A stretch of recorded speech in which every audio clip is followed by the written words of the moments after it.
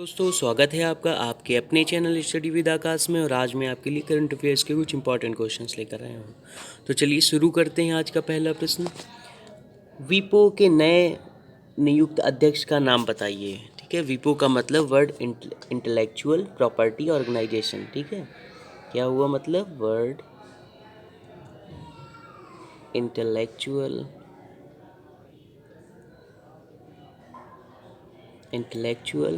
Property organisation.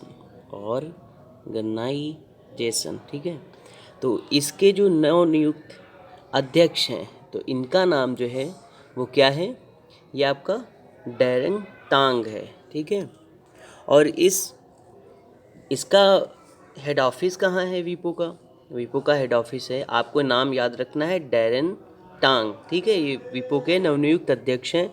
और बात करते हैं विपो की स्थापना कब हुई थी और इसका हेडक्वार्टर कहाँ है, ये सब जान लेते हैं हम लोग, इम्पॉर्टेंट है परीक्षा की दृष्टि से। 14 जुलाई 1967 में। और अगर बात करें कि हेडक्वार्टर कहाँ है तो हेडक्वार्टर इसका जेनेवा स्विट्जरलैंड में। ठीक है, जेनेवा स्विट्जरलैंड। ठीक है, तो आपको याद रखना है इसके बारे में। और इसका उद्देश्य क्या है, विपो का उद्देश्य क्या होता है, विपो का उद्देश्य होता है रचनात्मक गतिविधि को प्रोत्साहित करने के लिए विश्व भर में बौद्धिक संपदा की सुरक्षा को बढ़ावा देना। ठीक है, और भारत जो है विपो का सदस्य है, आप ये भी याद रखिएगा। भारत मतलब इंडिया जो है विपो का सदस्य है। और ये भी जानिए कि इसका सदस्य कब बना था, भारत 1975 में 1975 में विपो का सदस्य बन गया था। ठीक, और अगर हम बात करें कि विपो में अगर भारत सदस्य बना तो इसमें और भी सदस्य होंगे, तो कुल सदस्य देश कितने हैं, तो सदस्य देश हैं 193। ठीक है, 193 देश हैं और 193 से 190 ऐसे देश हैं जो यूएन के भी सदस्य हैं। ठीक है, आपको याद रखना है कि 190 सदस्य जो हैं यूएन से संबंधित हैं, मतलब जो 190 सदस्य हैं वो यूएन के भी सदस्य हैं और विपो के भी सदस्य हैं, और इनमें से जो 3 सदस्य हैं वो यूएन के सदस्य नहीं हैं। ठीक है, अब अगले क्वेश्चन को देखते हैं। अगला क्वेश्चन देखते हैं कि किसने इंजेक्टेबल सिल्क फाइब्रोइन आधारित हाइड्रोजेल विकसित किया है। तो ये किसने विकसित किया है, ये जवाहरलाल नेहरू उन्नत वैज्ञानिक अनुसंधान केंद्र ने विकसित किया है। ठीक है, इसको शॉर्ट में जो है JNCASR भी कहते हैं, JNCASR भी कहते हैं किसको, जवाहरलाल नेहरू उन्नत वैज्ञानिक अनुसंधान केंद्र। ठीक है, अब इसके बारे में हम लोग थोड़ा सा जान लेते हैं, ये सिल्क फाइब्रोन के बारे में। ठीक है, अब अगर बात करें कि ये जो इंजेक्टेबल सिल्क फाइब्रोइन विकसित किया गया है तो ये क्यों विकसित किया गया है, ये भी हमें पता होना चाहिए। ये देखिए विकसित किया गया है मधुमेह, मतलब जिसको शुगर होता है। ठीक है, मधुमेह के रोगियों को निरंतर इंसुलिन प्रदान करने के लिए इंजेक्टेबल सिल्क फाइब्रोइन। देखो, इंजेक्टेबल सिल्क फाइब्रोइन को हम लोग अघुलनशील प्रोटीन भी कहते हैं। ठीक है, आधारित हाइड्रोजेल विकसित किया है। और इंजेक्टेबल सिल्क फाइब्रोन को अगर हम लोग शॉर्ट में कहें तो इसको इस तरह से भी लिखते हैं ISFH। ठीक, I मतलब इंजेक्टेबल, S मतलब सिल्क, F मतलब फाइब्रोइन और H मतलब हाइड्रोजेल। ठीक है, आपको ऐसे भी याद रखना है, शॉर्ट में दे सकता है कि इसका क्या काम है या किसने विकसित किया, इस तरह से पूछ सकता है। ठीक है, अब यहाँ पे देखिए फाइब्रोइन आया है, मैं आपको बता दूं कि फाइब्रोइन क्या है। ठीक है, आप चलिए इससे पहले मैं थोड़ा सा और आपको इसमें बता दूं कि ये जेल का जो प्रयोग किया गया पहली बार वो चूहों पर किया गया। ठीक है, यह आपको भी याद रखना है कि एक्सपेरिमेंट सबसे पहले किस पे किया गया, तो ये चूहों पर किया गया।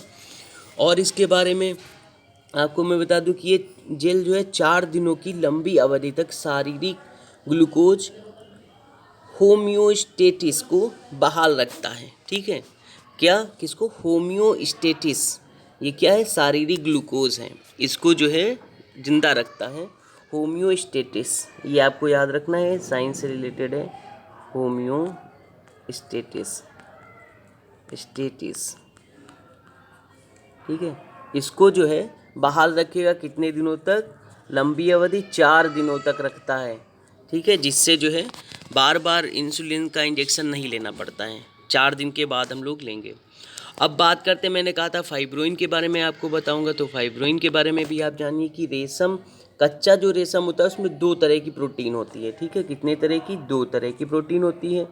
अब पहली कौन सी, वो मैं आपको बता दूं कि इसको सेरिसिन बोलते हैं, इसको सेरिसिन, ठीक, सेरिसिन बोलते हैं। और दूसरी जो होती है वो आपकी फाइब्रोइन होती है, फाइब्रोइन,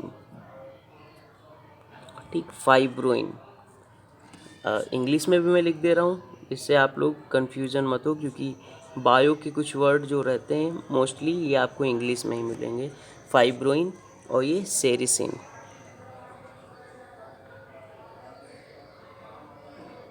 सेरिसिन, ठीक है, सेरिसिन और फाइब्रोइन, ये 2 तरह के प्रोटीन पाए जाते हैं जिसमें से फाइब्रोइन का यूज़ किया गया है, समझ गए, क्योंकि क्वेश्चन में ही देखिए लिखा है सिल्क फाइब्रोइन।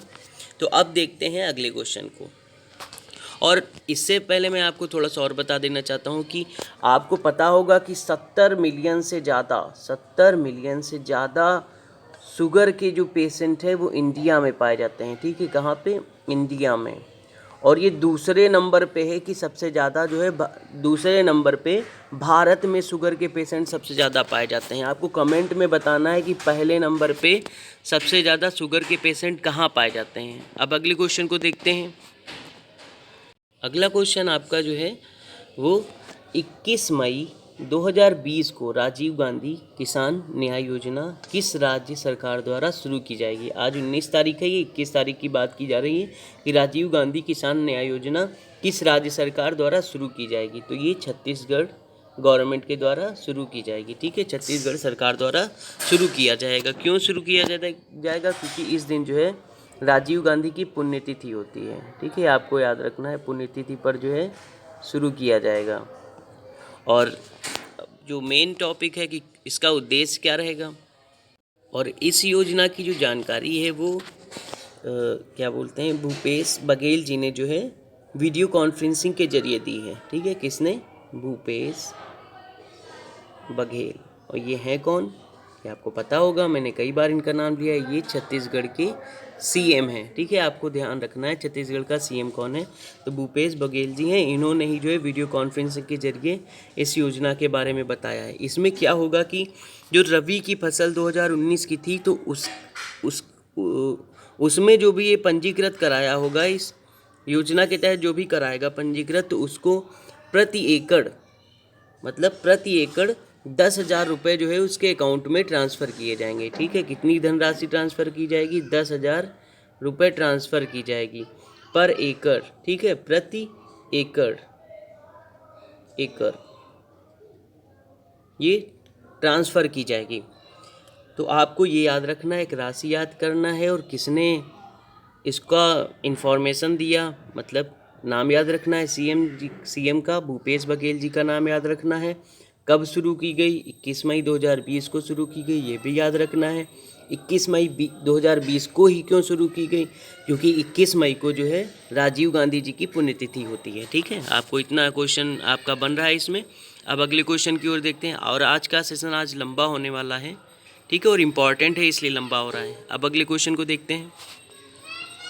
अगला क्वेश्चन है, किस शहर में स्थित advance materials and process research institute में काम करने वाले शोधकर्ताओं ने हल्के कार्बन फोम वाली बैटरियों को विकसित किया है, ठीक है। तो ये किसने विकसित किया गया है, ये भोपाल ने विकसित किया गया है। ये क्या करेंगी, ये जो हल्के कार्बन फोम वाले जो सेल बनाए हैं, बैटरी बनाई है, तो ये क्या करेंगी, ये लेड एसिड बैटरी में जो लेड ग्रिड जो होती है उसको क्षमता को बदलने का काम करेंगी। मतलब इतनी क्षमता होती है कि वो लेड ग्रिड को बदल सकती हैं, ठीक है। और इसमें जो कार्बन फॉर्म बनाना आसान है, सिंपल सी बात है। इसको क्यों बनाया गया है, इसमें जो कार्बन फॉर्म यूज़ हुआ है उसको बनाना आसान है और ये विषैला भी नहीं है, पॉइजनस नहीं है, ठीक है। और ये बनाने में इसको ज़्यादा खर्चा भी नहीं आता है। अब अगले क्वेश्चन को देखते हैं। इम्पॉर्टेंट क्वेश्चन है कि राष्ट्रपति रामनाथ कोविंद ने 1 साल के लिए अपना कितने प्रतिशत वेतन दान करने की घोषणा की है। तो ये कितना प्रतिशत घोषणा करी है, ये 30% घोषणा करी है। और आप सभी को पता होगा कि रामनाथ कोविंद की सैलरी कितनी है, ठीक है, ये आपको कमेंट में बताना है। और उसका 30% कितना होगा जो ये दान करेंगे 1 साल तक, वो आपको कमेंट में बताना है। चलिए अब अगले क्वेश्चन को देखते हैं। अगला क्वेश्चन है कि इजराइल के नए प्रधानमंत्री कौन बने हैं, कौन बना है। तो ये आपके बने हैं नेतान्याहू बेंजामिन, ठीक है। नेतान्याहू बेंजामिन ही नहीं बने, देखिए इन्होंने 18 महीने के लिए ये पीएम का पद जो है वो ग्रहण किया है। मतलब ये सिर्फ 18 महीने के लिए ही जो है प्रधानमंत्री के पद पर रहेंगे। उसके बाद अब ऐसा क्यों किया है, क्योंकि नेतान्याहू बेंजामिन ने बेनी गैंट्स के साथ में गठबंधन किया है, जिनका नाम मैंने यहाँ पे लिख रखा है। इनके साथ गठबंधन किया है, मतलब 18 महीने तक ये नेतान्याहू बेंजामिन जो है प्रधानमंत्री के पद पे रहेंगे। तब तक बेनी गैंट्स ये जो है ये गृह मंत्री के पद, रक्षा मंत्री के पद पर रहेंगे, ठीक है। रक्षा मंत्री के पद पर रहेंगे कौन, बेनी गैंट्स, 18 महीने तक। 18 महीने का मतलब कितनी तारीख तक, तो मैं आपको डेट भी बता दूं, 13 नवंबर 2021 तक ये जो है प्रधानमंत्री के पद पर रहेंगे। कौन, नेतान्याहू बेंजामिन। और बेनी गैंट्स तब तक रक्षा मंत्री रहेंगे। और जब इसके आगे देखिए, जब बेनी गैंट्स पीएम बनेंगे तो नेतान्याहू को क्या बना दिया जाएगा, डिफेंस मिनिस्टर बना दिया जाएगा, रक्षा मंत्री बना दिया जाएगा। समझ गए, मतलब ये एक दूसरे से एक्सचेंज कर लेंगे पद को। तो ये करार हुआ है। और मैं आपको नेतान्याहू बेंजामिन के बारे में बता दूं कि ये जो पीएम बने हैं नेतान्याहू बेंजामिन, इनके ऊपर कई जो है भ्रष्टाचार के आरोप भी लगे हैं, बहुत ही ज़्यादा, बहुत बार इनके ऊपर भ्रष्टाचार के आरोप भी लगे हैं। और जो है देखिए, आपको मेन पॉइंट याद रखना है कि इन्होंने गठबंधन का सरकार बनाया है, इसके साथ में बेनी गैंट्स के साथ में ये 18 महीने तक रहेंगे।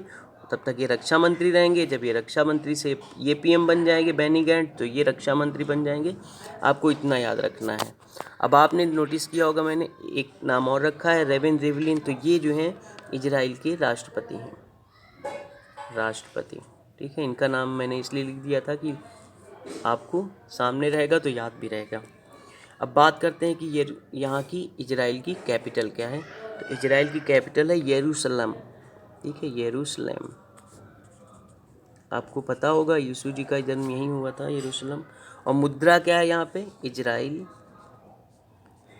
इजराइल, इजराइल सेकेल, सेकेल, ठीक है, याद रखिएगा नाम अच्छे से, सेकेल है, ठीक है।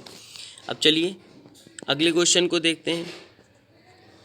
अगला क्वेश्चन है कि यूरोप में कोरोना वायरस फ्री होने वाला पहला देश कौन सा है। तो ये स्लोवेनिया है, ठीक है।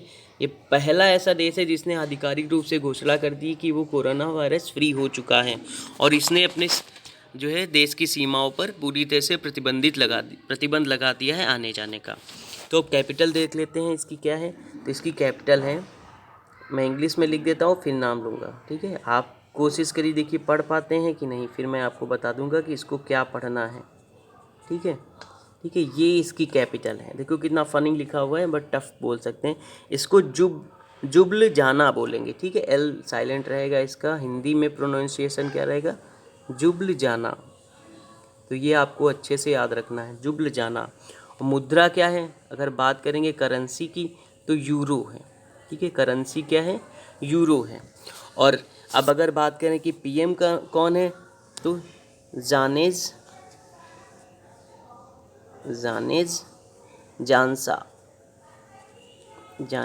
जानसा। और आपको कहीं कहीं पे ये मिलेगा जानेज जनाजा, ठीक है। तो आपको जानसा याद रखना है, इंग्लिश भी याद रखने को, इनकी स्पेलिंग भी याद रखने को थोड़ा इजी रहेगा। जानेज जानसा, ये कौन है, पीएम है, कहाँ के, स्लोवेनिया के। अब अगले क्वेश्चन को देखते हैं।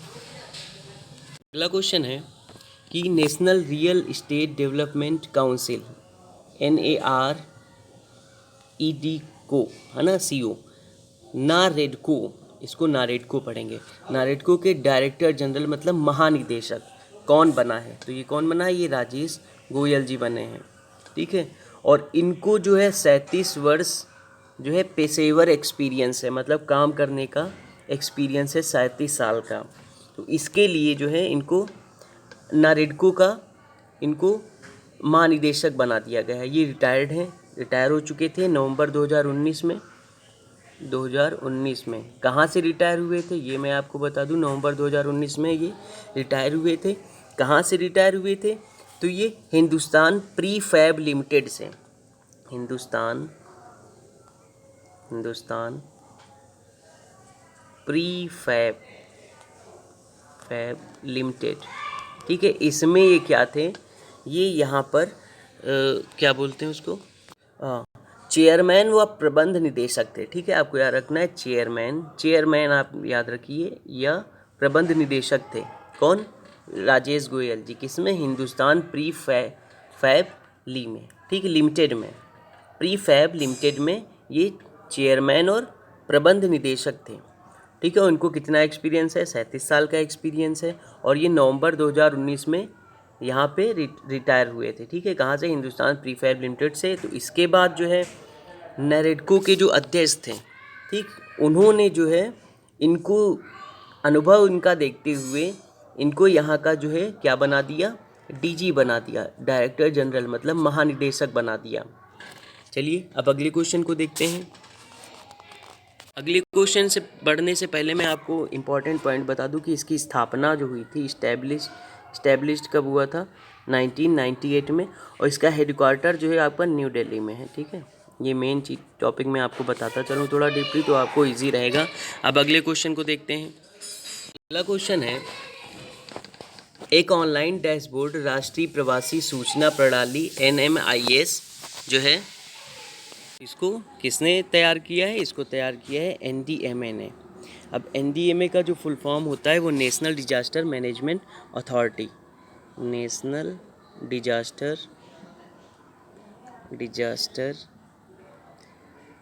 मैनेजमेंट अथॉरिटी, ठीक है। ये आपको याद रखना है, ठीक है। अब NDMA का जो स्थापना हुई थी ये कब हुई थी, फाउंडेड कब हुआ था, तो ये 30 मई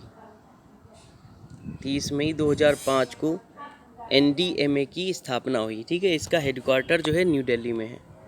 नई दिल्ली तो इंडिया में है तो पता ही होगा, ठीक है। न्यू दिल्ली में इसका हेडक्वार्टर है। और NMIS का मतलब national migrant information system, NMIS, ये जो लिखा हुआ है NMIS मतलब नेशनल माइग्रेंट इंफॉर्मेशन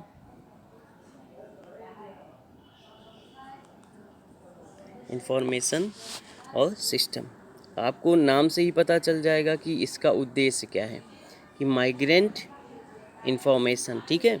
क्या उद्देश्य है इसका, इसका उद्देश्य है प्रवासियों के आंदोलन के बारे में जानकारी हासिल करना और राज्यों में फंसे हुए व्यक्तियों के सुचारू आवागमन को सुचारू बनाना, ठीक है। ये इसका उद्देश्य है। अब अगर चलिए BSF और CRPF के बारे में मैं आपको बता दूं थोड़ा सा, कि BSF की जो स्थापना हुई थी वो 1 दिसंबर को हुई थी, 1 दिसंबर 1965 में, ठीक है, 1965 में हुई थी। और इसका हेडक्वार्टर जो है नई दिल्ली, न्यू दिल्ली, ठीक है, ये आपको याद रखना है, न्यू दिल्ली। और CRPF की जो स्थापना हुई थी ये भी साथ में देख लीजिए, इसका जो है 27 जुलाई 1939 को हुई थी, ठीक है। इसका भी जो है हेडक्वार्टर कहाँ है, ये भी नई दिल्ली में है। इन दोनों का हेडक्वार्टर नई दिल्ली में है। और ये दोनों जो है किसके इंटरनल में आते हैं, किसके अंतर्गत आते हैं, मिनिस्टर ऑफ होम अफेयर्स, मतलब अमित शाह के अंतर्गत आते हैं ये दोनों। और अब बात करें कि मोटो, BSF का जो मोटो है वो जीवन पर्यंत कर्तव्य है, ठीक है, मतलब ड्यू टू अनटू डेथ, ठीक, जीवन पर्यंत कर्तव्य है। और बात करें कि CRPF का क्या मोटो है, तो इसका मोटो है सेवा और निष्ठा। CRPF का है सेवा और निष्ठा, और उसका है जीवन पर्यंत कर्तव्य, बीएसएफ का। ठीक है, आपको इतना याद रखना है। Thank you. अगर आपको ये वीडियो अच्छा लगा हो तो प्लीज़ लाइक करिए, शेयर करिए, और अगर अभी तक आपने हमारे चैनल को सब्सक्राइब नहीं किया है तो प्लीज़ सब्सक्राइब कर लीजिए। Thank you.